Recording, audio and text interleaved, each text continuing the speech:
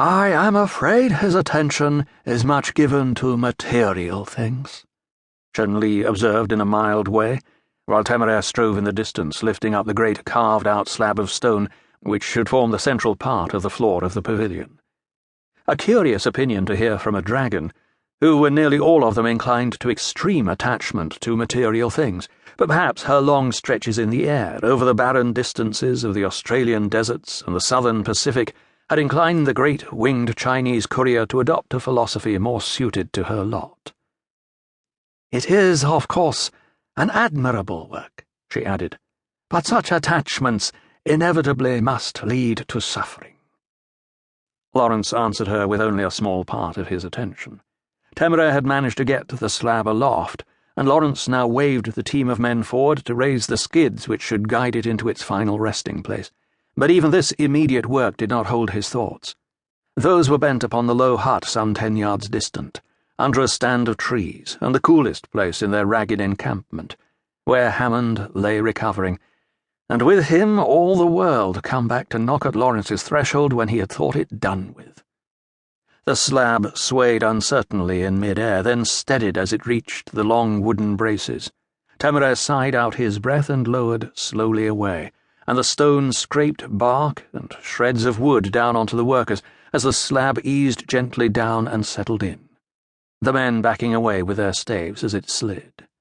"Well, and a miracle it is no one was crushed or lost a hand," Mr. O'Day said, with something of an air of disappointment, as he paid off the men with their tots of rum and a few coins of silver. He had made a great many predictions of disaster over Temeraire's obstinate determination to have the single enormous slab of beautifully marbled stone preserved at the heart of his pavilion. "It would have been quite criminal to cut it up smaller," Temeraire said, "and spoil the pattern. Not that I do not admire mosaics very much, particularly if they are made of gems, but this is quite out of the common way, even though some might say it is just ordinary rock." He had finished inspecting all the supports, sniffing at the fresh mortar anxiously, and now sank down with some relief beside Laurence and Chun-Li for a drink of water from the flowing stream. "Do you not agree?" "It is very handsome," Chun-Li said, "although I can see no evil in admiring it in the valley where it was formed." "I do not mean to be rude, Laurence," Temeraire said quietly aside when she had turned her attention elsewhere, "but Chun-Li can be rather dampening to one's spirits, although I must be grateful to her for being so obliging as to come and bring us letters and visitors. How kind of Mr. Hammond to travel so long a way to see us." "Yes," Laurence said soberly, as he undid the wrappings on the mail, a large and heavy scroll wrapped on rollers of jade, for Temeraire from his mother Chan, which accompanied a book of poetry, and a thick, sealed packet which Laurence turned over several times, and at last had to remove the outer layer of covering to find it addressed to Gong Su, with no more direction than his name.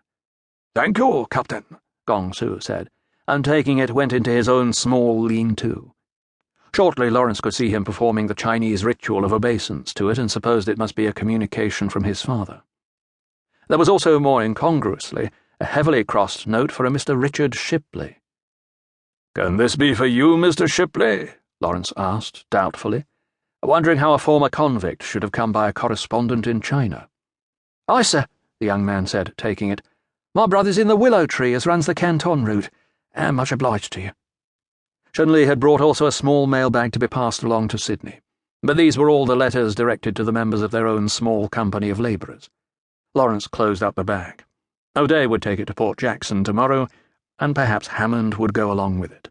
His business might well be there, with Captain Rankin, who, after all, was the senior officer of the corps in this country. Laurence could not persuade himself to believe it, however. While the cows roasted on spits for the dragon's dinner, he walked out over the newly laid floor of the pavilion to its edge and looked down upon the broad valley, already sprouting with the first seed crops, and the browsing herd of sheep and cattle lowing soft to one another in the late afternoon. The war was only a distant storm passing on the other side of the mountains, a faint, far-away noise. Here there was peace and honest labour, without the clinging stink of murder and treachery which seemed to have by slow octopoid measures attached itself to his life. Laurence had found himself content to forget the world and to be forgotten by it.